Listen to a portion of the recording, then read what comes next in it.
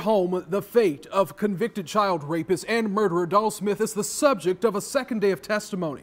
The state called their only witness yesterday morning one of Smith's former victims. Now, from that testimony, we've learned quite a bit. And since then, the defense has been calling a series of doctors who analyzed Smith's brain, which they say is anything but normal.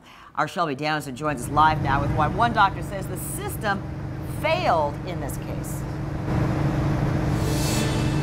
It was another long day in court, and it wrapped up with Donald Smith waiving his right to testify and for the jury to be sequestered. But it was less emotional than yesterday. Today it was more focused on finding an explanation for the bizarre behavior of Donald Smith, bizarre even for a pedophile, they said. Now, there were different doctors who conducted different tests on Donald Smith, and they had different expertise. But one thing they could all agree on was that they said his brain showed that it was anything but normal.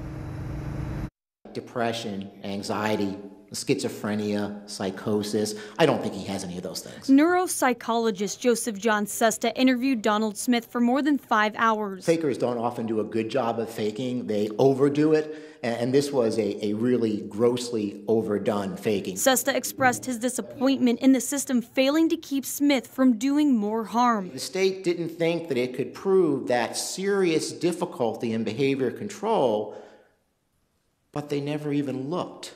That's sort of the added tragedy of this, is that he was confined in a secured treatment facility, potentially indefinitely, and then let loose. In 1992, Smith was arrested for attempted kidnapping.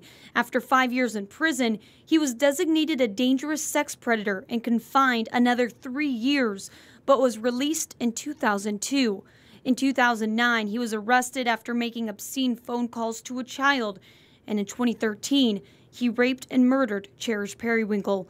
Sesta says he never should have been set free, especially given his dangerous pattern of behavior. Literally kind of out of every child's nightmare. He referred to the near kidnapping in '92 as bizarre behavior, even for a pedophile. I don't know any other case that's more clearly screams lack of behavioral control when you're literally chasing children down the street in broad daylight to take them back to your van.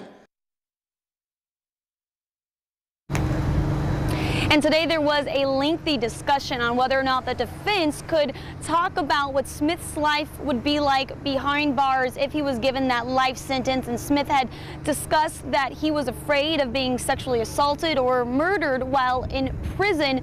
The judge ultimately decided that she wasn't going to let them elaborate on that. And also wrapping up today was the son of Donald Smith testifying via Skype. And we're going to have much more on that coming up tonight at 6. Reporting live at the courthouse, Shelby Danielson, First Coast News, on your side. Shelby.